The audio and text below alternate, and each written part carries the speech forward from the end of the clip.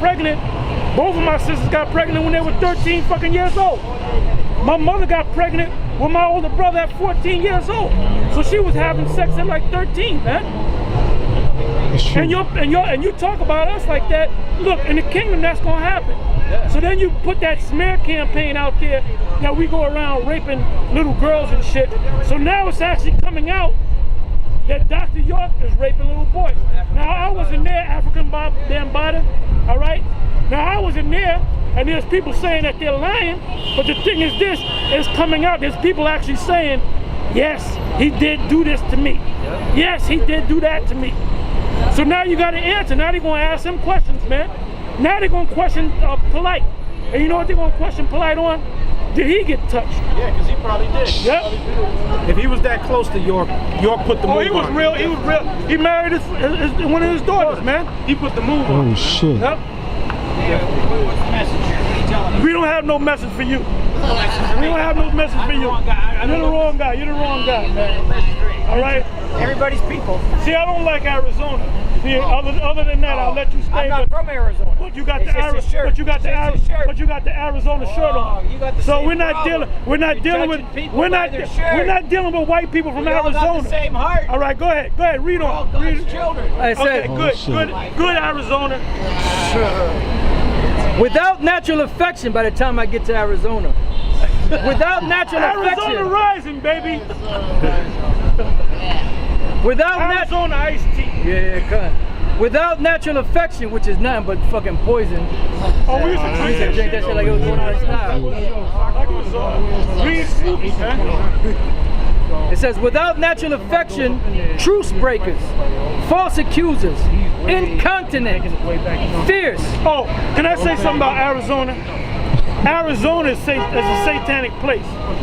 There's a satanic hot spot on the earth. Because let's break the word Arizona down. What does the word Arizona mean? It means to arise. So what arises? The sun, right? What the main city in Arizona is Phoenix, right? What is the Phoenix? The Phoenix bird, it gets destroyed, right? A mythical bird, it gets burnt up, and then it rises from the ashes. Well, that goes back to the Roman Empire coming back as America. NATO and the EU. Remember that Exodus? Well, they put it in the movie, man. They throw it in your face, you know? Also, they got a lot of bomb shelters. Because these elites plan to, after the chaos, to rise out and call themselves ruling. Check it out, in Arizona you got a lot of bomb shelters. Rise out of the ashes. That's a deep hot spot. See, the Arab man shouldn't get effed up. That's the spirits, man. Spirits are getting Since the wind is blowing, whipped up. let's open up another pearl, man. Through the spirit of the Most High. Yeah. Said he gonna send a destroying wind. That's the ultimate wind, that hot wind, man. That umbrella was trying to get her. Hey, the wind is spiritual, man. When Yahushua was explaining about the spirit to Nicodemus, he used the wind. He used the wind as an example. He used the wind as an example. Deuteronomy 4 and 14. That's why when that time comes out, a lot of these little niggas, man, the Lord gonna smoke them, man. They're gonna be scared, man. And a lot of these jakes, man, the young generation, they're a bunch of effeminate homosexuals, man. You know, they're still coming up sweeter than candy, man. And they have no respect for their elders. Yep. And that's one of the reasons why the Lord is gonna smoke them. You know? That's right. It says, hey, when we were coming up, we had respect for our elders, man. You know, not these young little monsters today, man. The Sabbath was over like 5 minutes ago. Go ahead, bro. Waiting for that water. Go ahead. It says, hey. We're going to praise the Most High. When the Lord, Yahweh Shem Yahushua, start destroying these little monsters, we're going to be praising the Lord, man. We're going to be praising Him. We ain't going to feel, we ain't going to feel sorry or sorrow. We're going to be praising the Lord, man. When you get a chance, Ezekiel 9 and 4. I mean, Ezekiel 9 and 4. He got one there. Yeah, but that's that bullshit. Zeke 9 and 4. You want him to get Fiji water or something? Yeah, Fiji or something like that. I mean, only got water in there. yeah, he got it, but we got it. I mean, you want to wait till he gets back? If he's coming around the corner, we'll wait. He was on 8th and 29th 5 minutes ago. So he's still making his way on 8th Avenue. So we'll wait. Okay. We got to participate. Yeah, Yeah. I mean, these brothers, I mean, they can. And right now we're drinking this water and eating this bread. Go ahead, brother. Ezekiel 9 and 4. And the Lord said unto him, Yeah, I guess she ran out of gas. The demon ran out of gas. So. it's hot out here. Go ahead. You all right, brother? You all right? Would you need some water or something? Get some water. The fast is over, man. You can drink. Give him some water. Go ahead, bro. All right, it said Ezekiel 9 and 4. And the Lord said unto him, go through the midst of the city, through the midst of Jerusalem, and set a mark upon the foreheads of the men that sigh and that cry. Yeah, that's talking about the elect. Set a mark, meaning give them this knowledge, give them this truth. We'll give him the Hebrew word for it. The mark, tawa, yeah, tawa, which means to be exempt from judgment. Right? So through this, understand this truth, understand this knowledge, you're exempt from judgment. And it's not a physical mark that the Most High put in your head. No. It's in other words, the Most High, you know, like somebody's getting marked for death. That don't mean somebody gonna put a mark. When I put that X on him, you kill him. Mark for death meaning you put a contract on a guy, and that's what the guy looks at, and that's his wife, and you kill him on this particular day. That means you marked him, man. All right? So the Most High is putting a mark on you, inside of you, where the angels, when they see you, the angels see that invisible mark there, and not destroy you. Get that, somebody get that longitude. No, don't worry about it right now. Okay. All right. Yeah, like when you go back to ancient Egypt, when the night that the angel of death passed by and was jacking up the Egyptians, Israel was supposed to put a mark on their door, a mark of lamb's blood. So now this mark is spiritual. Back then it was physical, but now it's a spiritual mark. The mark is on the doors of our mind, because your mind is compared to like being a door, the doors of your mind. You know? Go ahead, bro. Ezekiel 9 and 4. And the Lord said unto him, go through the midst of the city, through the midst of Jerusalem. And that shows you we're supposed to be set up in the city. Go through the midst of the city. Wisdom cried without, she uttered her voice where? In the streets. So we're fulfilling this prophecy. We're in the midst of the city. Go ahead.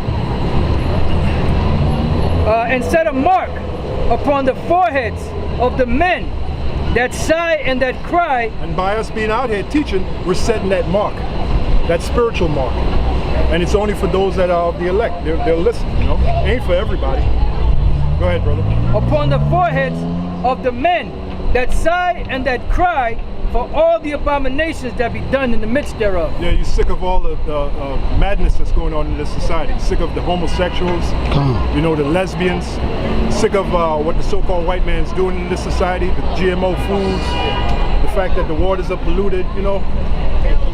All the madness, man. Go ahead, brother.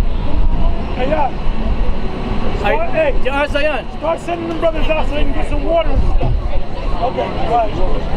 I got my water. What? Also, too, is that was symbolic to back in the days when the men used to make a judgment, when they used to do something wrong in the court of law. Check it out. The white pebble and the black pebble, but it's symbolic. Exactly. So why? It's not the pebble, actually. Right, it's an invisible pebble. That's all it is. It's invisible. It's invisible. Most High put like a spirit on you, and when the angels see you, the angel said, no, I'm not going to get him. He has a mark. But the rest of them is going to get it. The angels are not going to make no mistake, man. They ain't going to get the wrong guy. Oh, I mistakenly got the elect. Although he has a spirit to raise you back up. Right. All right? Every Jake that he's going to get is talking about Jake. Every Jake that he's going to get, they all marked for death. They have a different mark on it. Well, the part of the mark is an actual karate. Khan. All right? All right. Go ahead. All right, it says, and to the others he said in mine hearing, go ye after them through the city and smite. Let not your eyes spare, neither have ye pity. Slay utterly old and young. Yeah, and a good example of that is martial law. When martial law breaks out, race wars, race riots, all those jakes that's going to die during that time, they're part of that judgment. That's their judgment, you know? Because they didn't receive that mark. They didn't receive that spiritual mark, which is the understanding of this word, the understanding of this truth. So you brothers right now, you're being marked. All right, now if you hold on to that mark, then you're going to be exempt from judgment. When the judgment comes down, it ain't going to touch you. Go ahead, brother.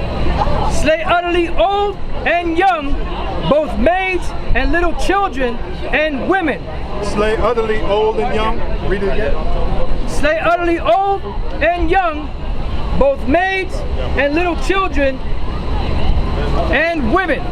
And women. Now you notice to put women to the side, because a lot of these women in this society, a lot of them are going to be slain. All right, they're going to be slain. They're going. Oh, that links up with what is that? Shall be trodden down as the Maya of the streets. Micah. What is that? Micah 7 and 10. Because it says slay utterly old and young, and then towards the end it says and women. All right. Because a lot of these women, man, they're going to be put to death because they ain't right, man. They ain't right. A lot of them are sluts, a lot of them are whores, man. Lesbians. Right? A lot of them have all kind of abortions. Right. The average so-called black woman you might meet, she might have had already 5 abortions already. You don't know. An abortion is murder, man. And then later right? on, she can't have a kid. Right. Right. And why would she want to have an abortion? Because a child would tie her down, tie her whorish ways down. She wouldn't be able to have time to be the whore that she wants to be. They have abortions like they change the tampon, you know? They just throw it in the garden like it's like nothing. You know, that's a life, man. And then sometimes they have them late-term abortions, I forget what they call them, when the baby's damn near full grown. Yeah, and that's a whole baby right there. You know, that's murder. That's why the majority of our people are going to be put to death. That's why we keep saying it. And that's why we say we're not concerned about the 2/3, man. Hundreds of millions. Then you got a lot of niggas that paid for her to have an abortion. Yes. So they're part and parcel guilty too. And then you got a lot of niggas that are down low. Yeah, you got the niggas that are Look like regular dudes, play basketball, do watch the game or whatever, act manly, grow beards. Yep. Them homos, man, are the most masculine looking niggas on the block, man. Yeah, homo thugs. Brother had put up a video. The niggas that get locked up in the system, man, for years. They get lonely up there, and that's why the white man set that shit up. To turn them into fucking factories. And that's another reason why this fucking place, we need to change the gear to get on this fucking white man. Yeah, con. This goddamn devil. That is Con. Yeah, con. With that. Because you getting with you bankers, man, when the time comes, when the Lord raises up and give us that power, you bankers, you're going to get it, man. You're the first group that's going to get it. You're going right into slavery. You Rothschilds, you Rockefellers, and we know that you watch our shows. We know you know about us. That's why you keep us out of your media. But judgment is coming for you, man. Hey, I was watching earlier, I was flipping channels, and they had that movie on Angels and Demons with this guy. What's this guy's name that played the main character? Tom Hanks. And they were in a helicopter. I saw for about 2 minutes, and right when I turned the channel, the guy was talking about the Illuminati, and he just broke it down.